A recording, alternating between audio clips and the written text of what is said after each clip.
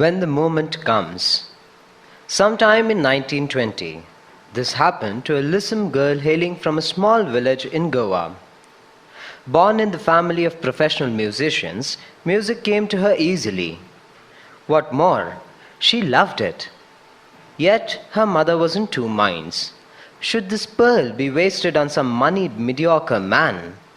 She told her daughter repeatedly, "Sing high music and sing for those who know."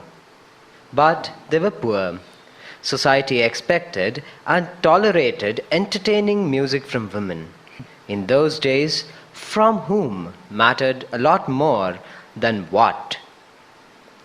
The girl sought an escape route by joining a music drama company. She began by playing sympathy-packed roles like Dhruv and Prahlad, and she ensured that spectators cried during her performances. But soon, her skilled music making began making waves. A more professional drama troupe recruited her. Professionally run drama companies of those vintage years nearly specialized in giving rigorous in-service training to budding performers. She began getting some purposeful training in serious, classical music. Her mother was insisting on it. She also began learning Kathak dance. Her looks were sharp but captivating. Her voice had a swiftness, high range, and tunefulness. She had a natural grace in her movements enhanced by the dance training. She could flash a smile which was nothing but enigmatic, at once inviting and distancing. Now, her roles were those of singing heroines, Subhadra, Vasantasena, and such other singing parts from acclaimed music dramas which had bestowed fame, wealth, and more significantly, prestige on singers were now her main roles. She was hopeful of fulfilling her mother Jayashree Bai's dream, sing and enjoy, but with dignity. They were in Sangli. She practiced assiduously. Every new role was to be so perfected that it would appeal to all, uninitiated music lovers as well as knowledgeable performers. Sangli, a small princely state in South Maharashtra, was a recognized seat of serious music. The main patron was an Ayurveda practitioner called Vaidyaraj Sambhare. His diagnostic powers were legendary. He could read patients by merely looking at him, and nearly cured the suffering by a mere touch. Equally known was his generosity. He treated artists for free. Ustad Alladiya Khan, Ustad Rahimat Khan, Ustad Abdul Karim Khan, or Pandit Balkrishna Bua Itzal Karanjikar. All epoch-making artists from different gharanas, but they all belonged to the Sambhare gharana. One evening, while a heroine was rehearsing rag-based, intricately phrased and seemingly simple songs from Mrichakatik, a majestic person, apparently a musician, came up. Requesting her to continue, he appreciatively listened to and looked at this unassuming girl.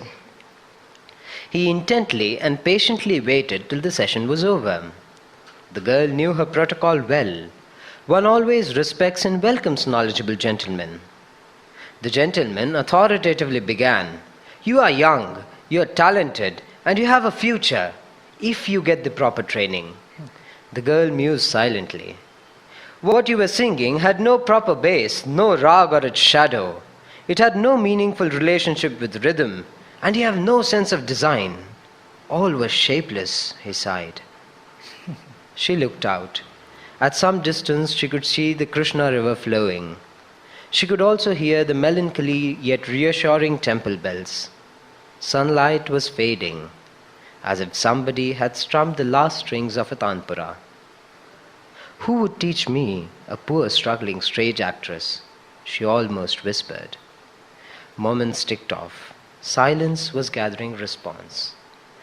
The gentleman musician abruptly got up. "I will teach you, from tomorrow," but not a word to anybody. The talim began. The girl could feel the difference between the training and the talim.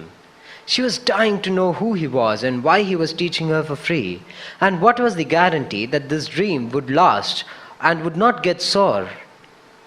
But she could not muster up the courage. After all, one does not ask questions to one's guru. She prayed and she learned and she learned and she prayed. Days passed quickly. One day, there was a music soiree at the Sambhares. Artists from the drama company were invited.